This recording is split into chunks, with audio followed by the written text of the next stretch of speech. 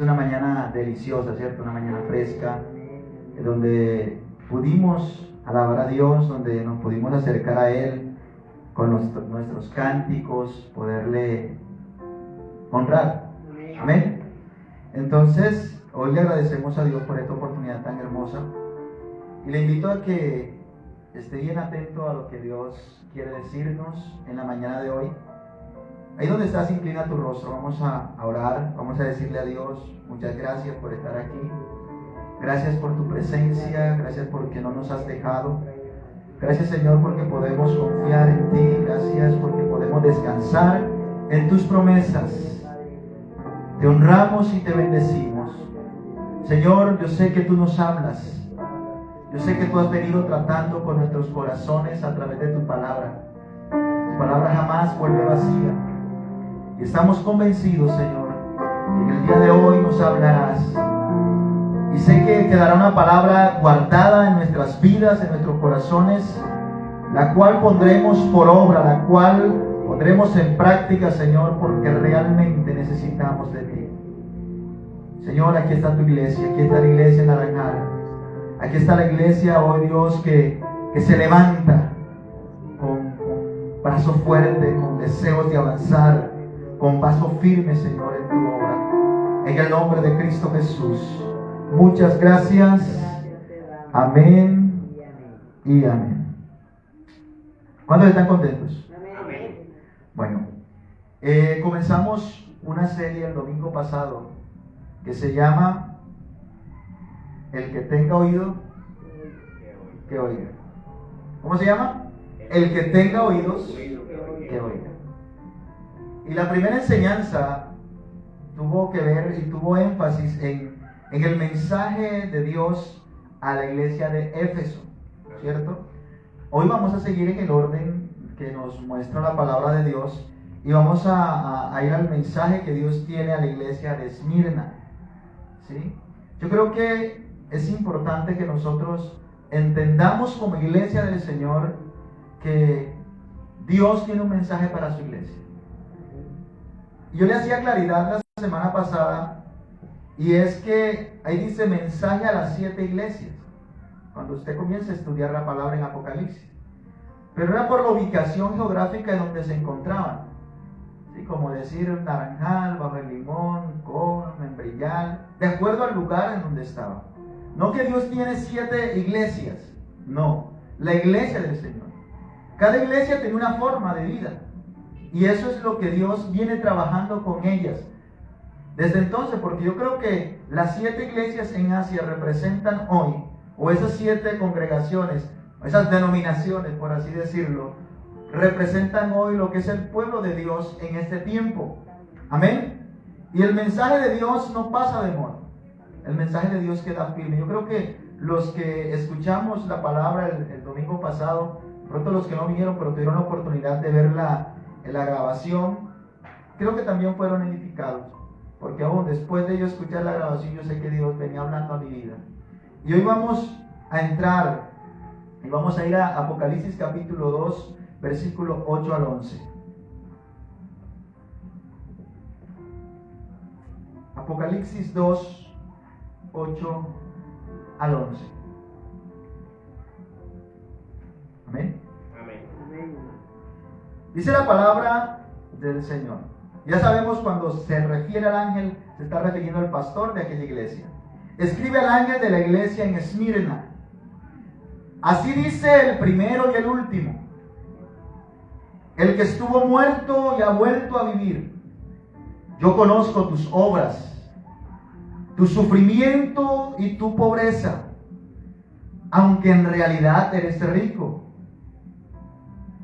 Sé cómo te calumnian los que dicen ser judíos, pero que en realidad no son sino una sinagoga de Satanás.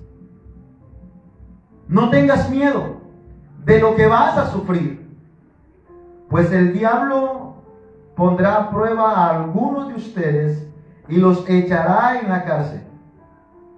Y allí tendrás que sufrir durante ¿cuántos días?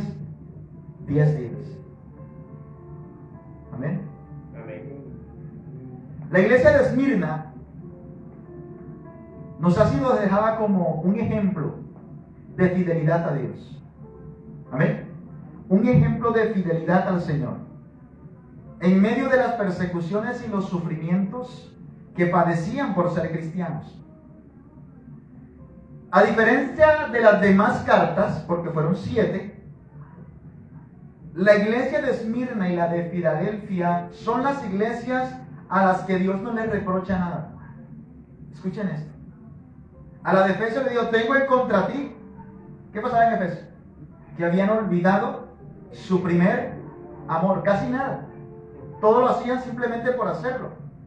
Aunque era una iglesia que tenía una sana doctrina, una iglesia que enseñaba bien la palabra, una iglesia que se preocupaba por mantener el orden, porque así era la iglesia de Éfeso. Era una iglesia que tenía una capacidad intelectual, hablando bíblicamente, que descubría quiénes eran y quiénes no eran de Dios. Había discernimiento, pero no había amor. Simplemente no había amor. Y el Señor les exhorta y los invita a que vuelvan a ese primer amor.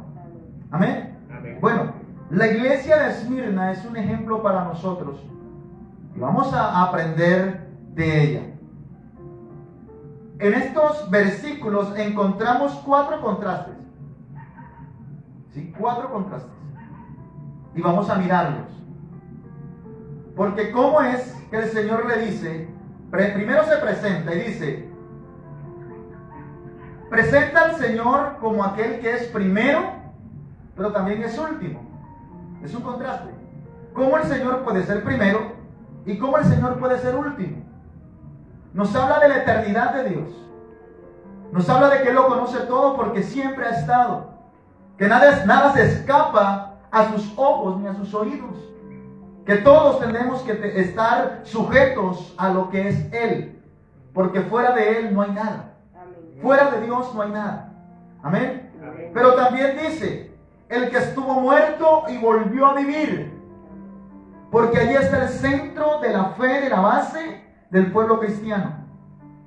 Y hemos predicado en palabras anteriores y hemos aprendido que si no fuera por la muerte y resurrección, sobre todo la resurrección de Cristo es la que nos da esperanza a nosotros de una vida eterna, de una vida nueva. Porque así como Cristo resucitó, nosotros también nos levantaremos aún después de la muerte. Amén. Amén. Por eso es que está diciendo, Él estuvo muerto y volvió a vivir. Pablo dice que Él es primicia entre los que resucitaron. ¿Por qué primicia? Porque fue el primero de los que resucitó y no volvió a morir. Porque hemos escuchado testimonio de muchos que han estado muertos, resucitaron, pero volvieron a morir. Jesucristo murió en la cruz del Calvario, fue sepultado, resucitó al tercer día y no sabe qué es volver a morir. Por eso es que dice, está vivo, volvió a vivir. De los creyentes de Esmirna dice, eso es interesante. Dicen que son pobres, pero en realidad son ricos. ¿Sí o no que es interesante? Amén, amén.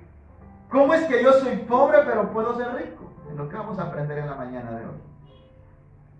De sus perseguidores dice, de aquellos que dicen ser judíos, pero no lo son. Es que muchas veces las apariencias engañan. ¿Sí o no?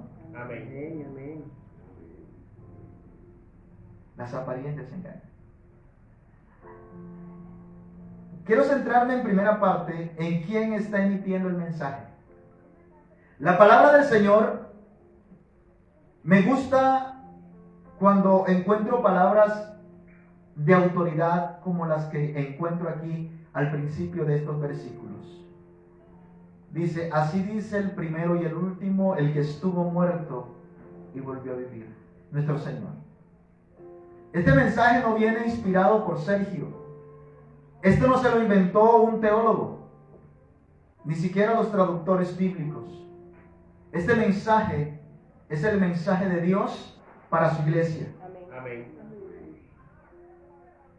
Por eso usted en esta mañana tiene que tomar una actitud, usted y yo, porque todos estamos recibiendo, tomar una actitud de recibir lo que viene de Dios. No es una palabra para yo decir, es que yo se la voy a pasar a mi hermano, porque es que esto sí se aplica a la vida de mi hermano y de mi hermana. No, es una palabra para ti como iglesia del Señor. Tú dirás, yo no soy Esmirna ni estoy en Asia, pero yo sé, de seguro estoy tan seguro que el Señor hoy te va a hablar. Amén. Dios es eterno, Dios es todopoderoso, Él es inigualable. Por eso lo que Él dice es fiel y firme. Entonces prestemos atención porque este mensaje yo creo que tiene bastante para nuestras vidas. Lo primero que le dice el Señor a Esmirna es: yo conozco tus obras. Yo conozco tus obras. Iglesia, no hay nada que tú y yo hagamos en lo individual como iglesia, porque somos miembros del cuerpo de Cristo, y como congregación, que Dios no conoce. Dios conoce todo de ti, conoce todo de mí. El mensaje de Esmirna era claro: yo conozco tus obras.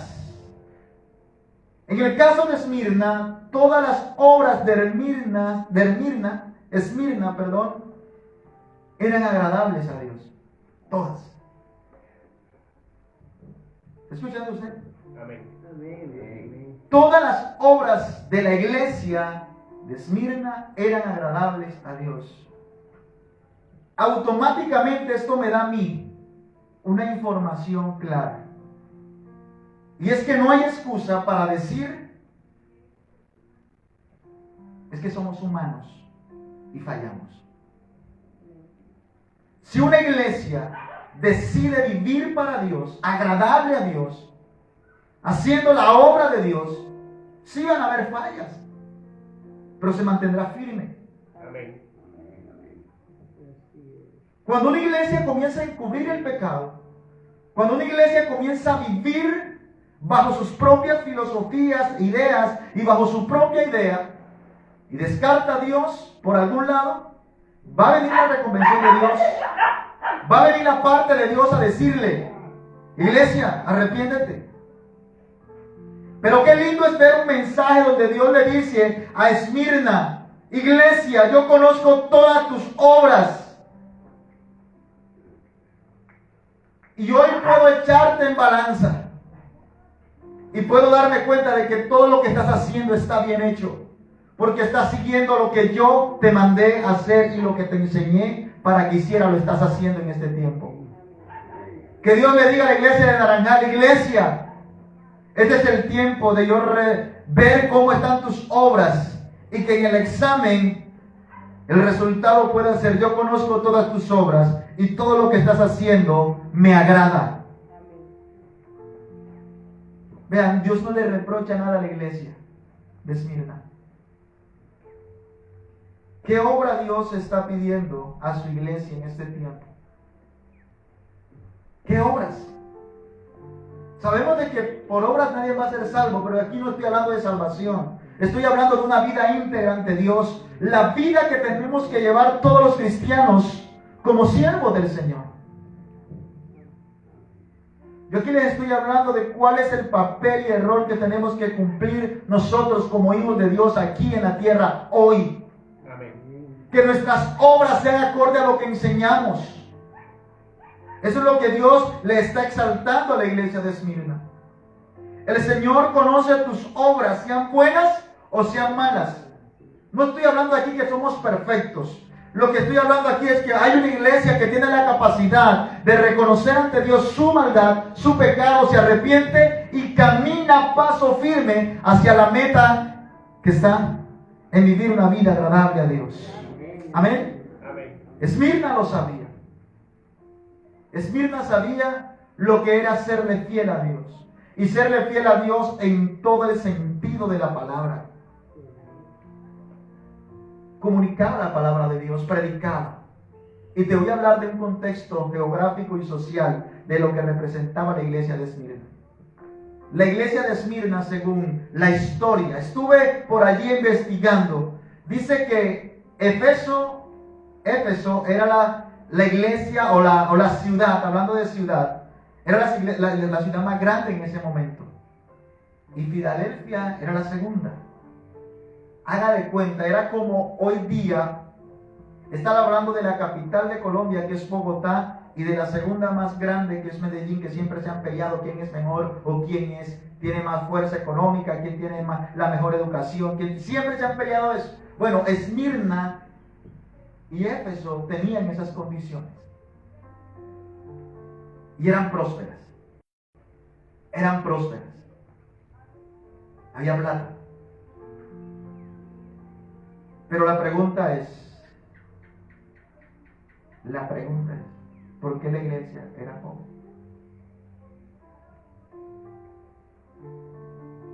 Pobre pero rica. Y vamos a ver de qué se trata la riqueza, pero era pobre.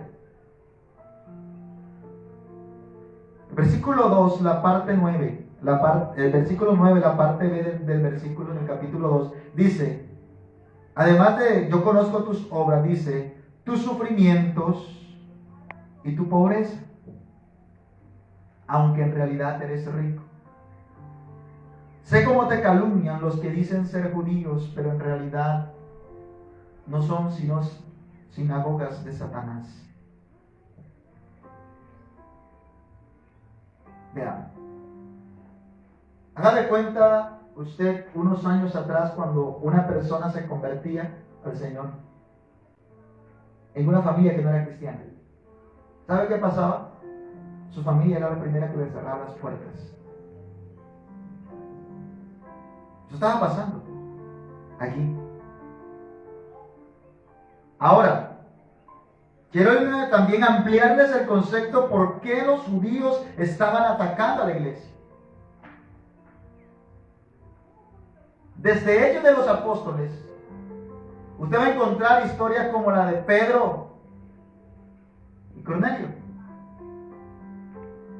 Va a encontrar que cuando el Señor llamó a Pablo, lo apartó para el ministerio y que Pablo comenzó a predicar entre los gentiles, cuando él venía de regreso a rendir cuenta a los apóstoles, comenzó a ver algo, no pequeño, sino grande, que los cristianos judíos comenzaban a buscar la manera de hacer que los cristianos gentiles se circuncidaran. Más el silencio. Se circuncidaran.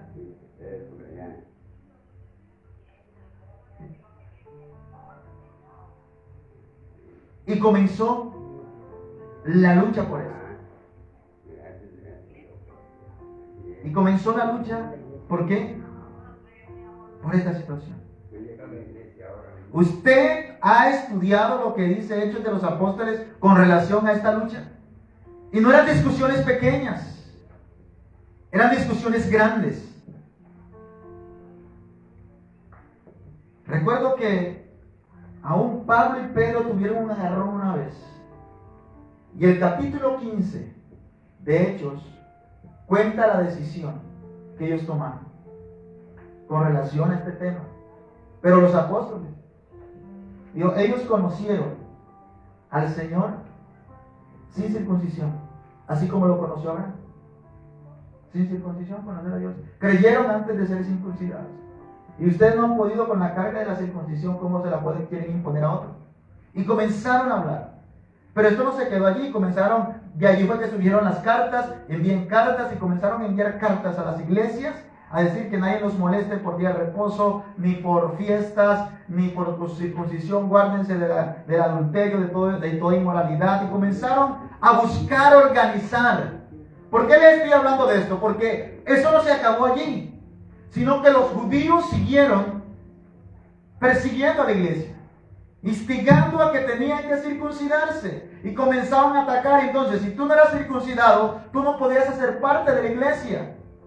Entonces, las iglesias que no eran judías, sino que eran gentiles que volvieron al Señor, de donde fueran, de Grecia, de romanos, de Asia, donde estuvieran, eran perseguidos y les decían: ustedes no son nada.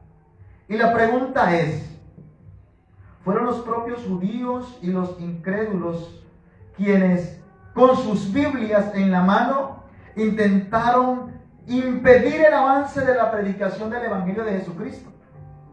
Porque no era ni siquiera con argumentos vanos, sino con la Biblia en la mano, que es lo que muchas veces sucede hoy. Yo no entiendo cómo la iglesia del Señor, cómo el pueblo de Dios se deja usar por el enemigo, usando la Biblia para atacar al mismo pueblo de Dios. Era lo que le estaba pasando a la iglesia de Esmirna. Entonces eran atacados socialmente, porque por ser cristianos los denigraban y los apartaban. Pero cuando buscaban el apoyo del pueblo judío, que era la cuna de la iglesia, que era la cuna, que era donde había nacido y el pueblo que Dios había usado para bendecir a las demás naciones, encontraban ataques y querían impedir el avance del Evangelio. O sea, podemos decir concretamente, el pueblo de Israel, los judíos cristianos, en ese entonces, se dejaron usar por Satanás para detener la obra de Dios. Y esto no es ajeno a lo que vivimos hoy día. Porque hoy encontramos a nuestro alrededor quienes usan la Biblia no para edificar al pueblo de Dios, sino para atacar al pueblo de Dios y para hacer lo que hacía la iglesia de Éfeso, quién es y quién no es. Mientras la palabra a nosotros nos está diciendo que aquí el único juez y quien tiene la autoridad para decir quién es y quién no es nuestro Dios, no nosotros. Nosotros no podemos atacar con la Biblia a nadie. La Biblia en el pasaje anterior nos dijo, necesitamos volver al primer amor. Porque es que no podemos nosotros seguirnos dejando usar del enemigo para atacar al pueblo de Dios. Es triste que un cristiano no busque a un cristiano para pedirle un consejo hoy día, porque en vez de edificarlo, en vez de restaurarlo, lo enciende a bibliazos. Es que tú tienes que dejar de hacer y pum, pum, pum, a bibliazos.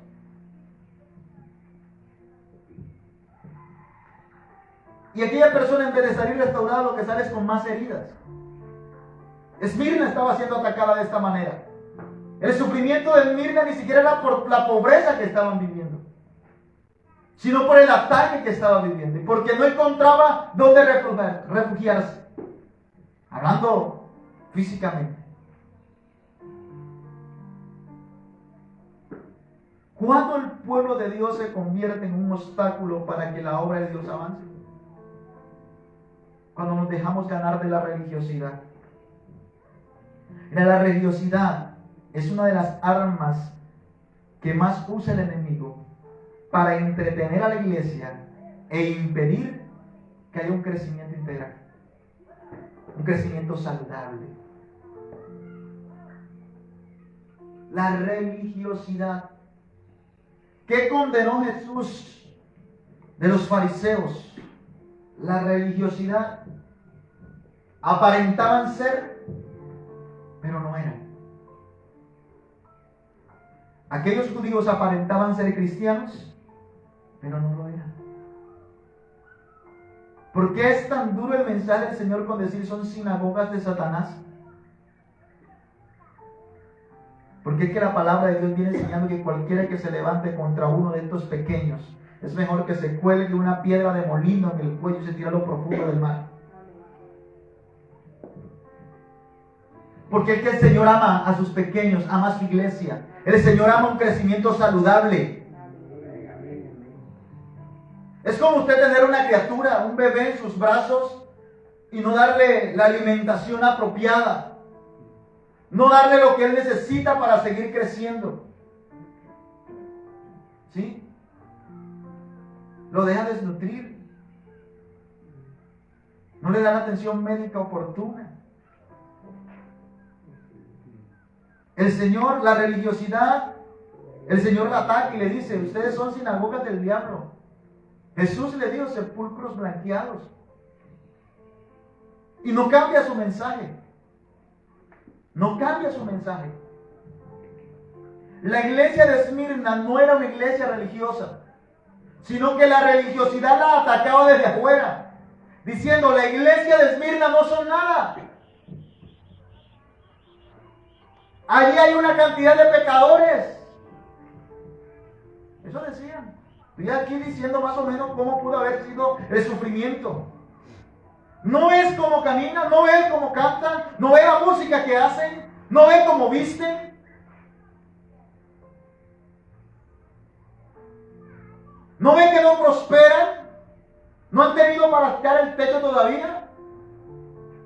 Pero el Señor le decía algo a la iglesia. Aunque dices que eres pobre, eres rico porque me tienes a mí. Porque tienes una riqueza espiritual que no tienen las demás iglesias. Porque estás avanzando en lo que otros no avanzan.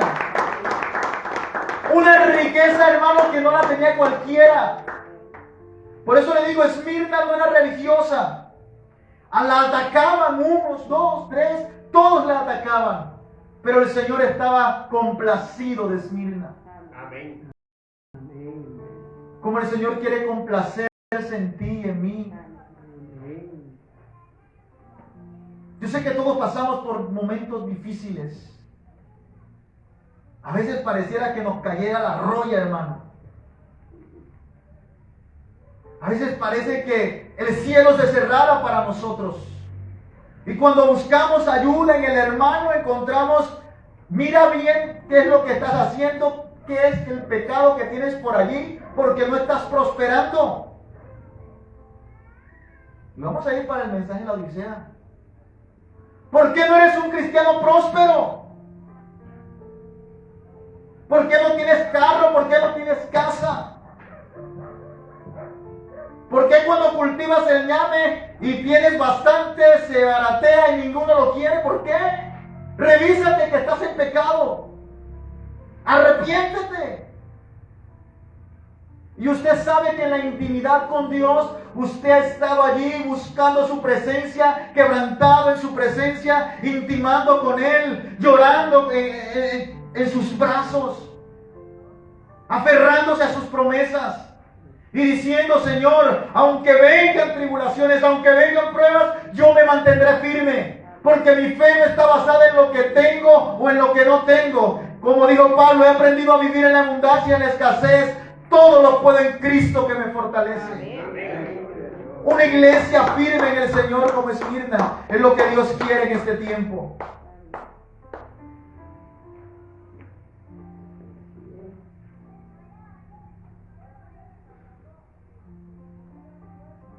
La religiosidad no suma. La religiosidad resta. Aprendamos de la iglesia de Esmirna. Mi ejemplo, yo creo que tenía la excusa perfecta para decirle a Dios, yo no voy más.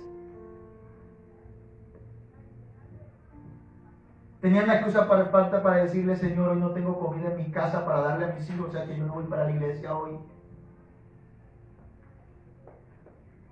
Porque cuando salgo todos me miran mal, Señor, me critican, hablan mal de mí diciendo 1, 2, 3, 4 cosas que yo nunca he hecho, Señor. Ya no sé por dónde salir. Si digo algo porque lo digo, si no lo digo porque no lo digo. Hay ataques por todos lados. Yo no soy más cristiano, yo no soy más un hijo tuyo. Esmirna en ningún momento pensó vivir sin Dios, porque esa era su mayor riqueza. Eres pobre, pero eres rico. Los que dicen ser judíos y no lo son sinagogas del diablo. Ahora no vas a salir por ahí diciendo los religiosos son sinagogas del diablo, no. Lo que vamos a decir es, gracias Señor, porque tú eres mi mayor riqueza. Amén. Porque tú eres el primero, el último, el que murió pero volvió a vivir. Un presente, eso me habla a mí de un presente. Un presente de integridad, de intimidad, de búsqueda espiritual. Iglesia, ¿cómo está tu búsqueda con Dios? ¿Cómo son tus obras ante Dios? ¿Será que los afanes de la vida te están dejando sin fuerza? Y tú te estás dejando ahogar por todas las aflicciones y por todas las escasez o las necesidades que te agobian.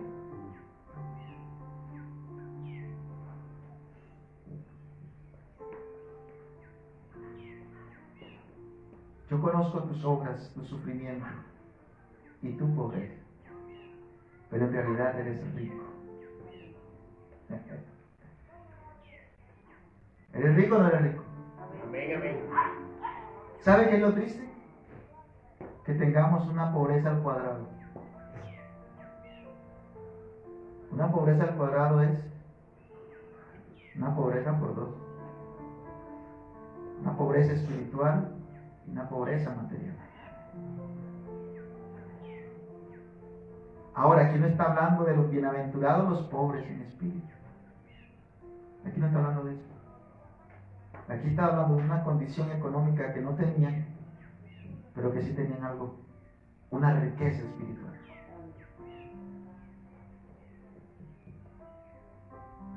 Y qué bueno será tener riqueza material, pero también riqueza espiritual.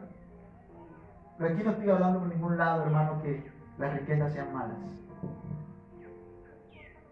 Malo es lo que muchas veces nosotros hacemos con la riqueza. Seguramente los creyentes de Esmirna eran personas de condición humilde.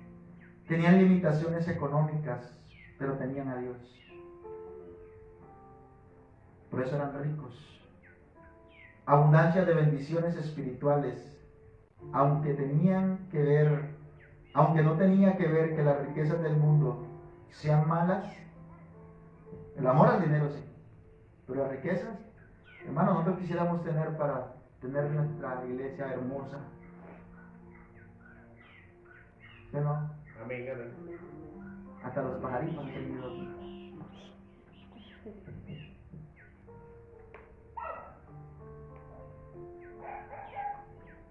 Dos 2:10 dice: no tengas miedo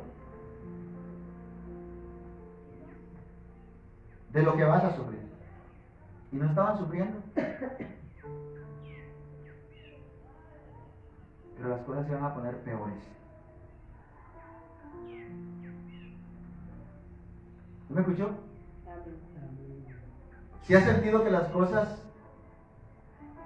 en vez de mejorar, lo que se ponen es más duras.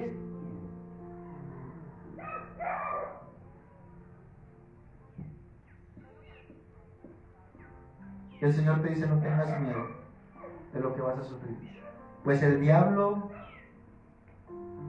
te pondrá a prueba, o pondrá a prueba a algunos de ustedes, y los echará en la cárcel, pobres y presos.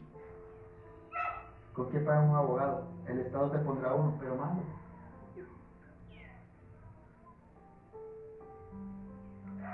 Dice: allí tendrás que sufrir durante 10 días. 10 días. No parece mucho, pero para el que está sufriendo. Y el Señor le dice: tú sé fiel hasta la muerte. En la iglesia era fiel. Y el Señor le dice: sé fiel hasta la muerte, y yo te daré la corona de vida. Una exhortación de Dios: no tengas miedo.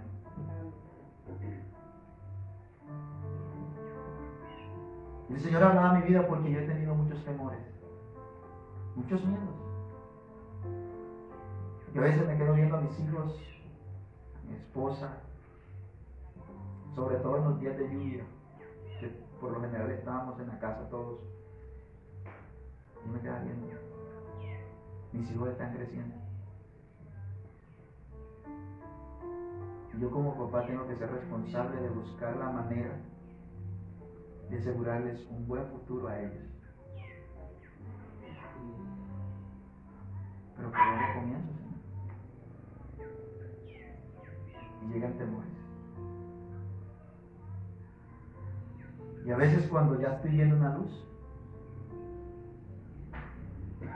no era ni siquiera una luz, era una luciérnaga. Y es cuando la noche se hace más oscura y espesa.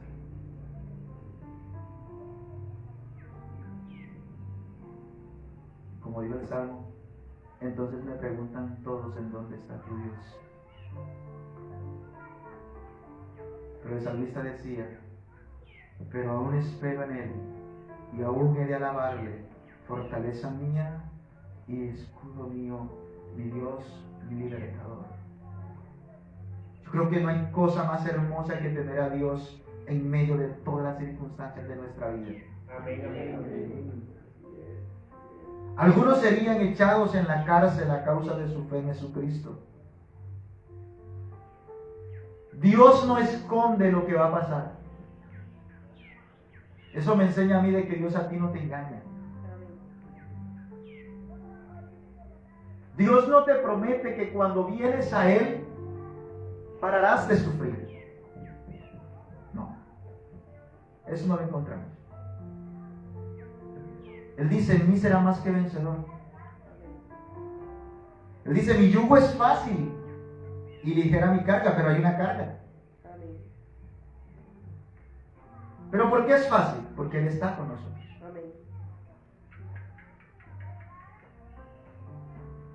Pare de sufrir, venga el Señor. Entrégale tus cargas y será feliz. Sí, seremos felices, eso sí es verdad. Pero porque aprendemos a vivir en toda circunstancia, porque Él nos enseña.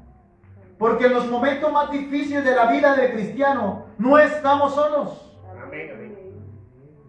Porque cuando nos ha tocado luchar, hermano, contra todo, contra viento y marea, encontramos a alguien que tiene la capacidad de decirle a los vientos, vete, los reprendo y se dan y se hace gran bonanza. Amén. Eso fue lo que pasó con la barca y los discípulos. Amén. Y Dios no te va a esconder, iglesia, de que vendrán aflicciones. Aún la palabra dice, vendrán días malos.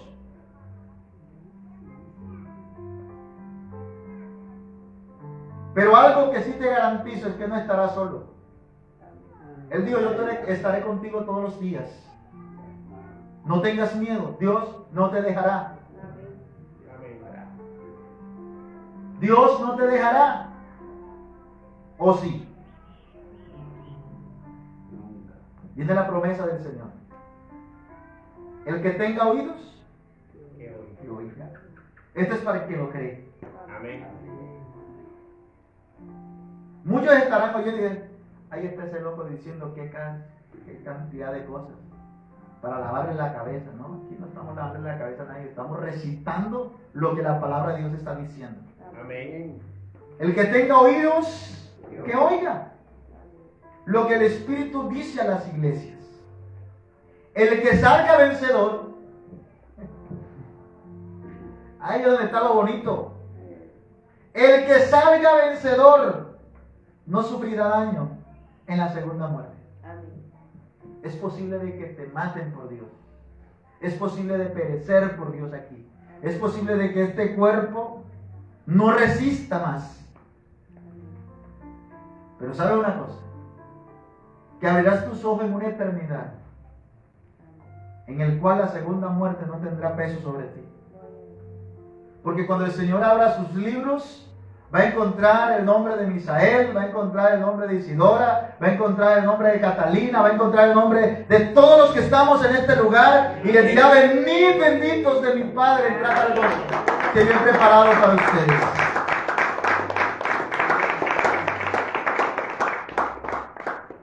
Pero también dice que el que no se halló escrito en el libro de la vida será lanzado al lago de fuego y allí será su segunda muerte. Ay, Señor.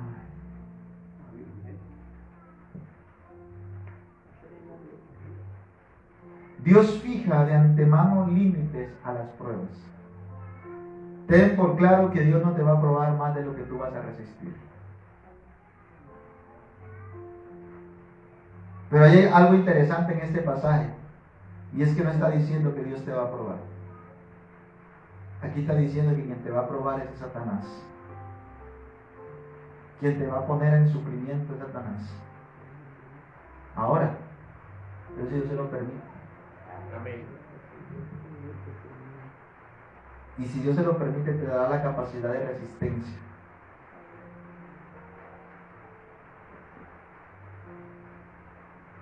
Sé fiel hasta la muerte, y yo te daré la corona de vida. Bienaventurado el varón que soporta la tentación, porque cuando haya resistido la prueba recibirá la corona de vida. O sea, no estaba aquí ofreciendo el Señor algo que ya no había prometido, algo que ya le había prometido. A los que se apartan de la tentación, a los que resisten la prueba, a los que cuando son pasados por el fuego salen brillando más que el oro fino. ¿Sí? Que Dios ha prometido a los que le aman. ¿Cuántos le aman? Amén. Bueno, ya tenemos un buen paso. Y dice, escribe el ángel de la iglesia de Esmirna. Así dice el primero y el último, el que estuvo muerto y volvió a vivir. ¿Qué quiere decir? Que esta palabra es fiel y verdadera porque la dio nuestro Señor Jesucristo. Amén. Yo quiero que tú estés sobre tus pies.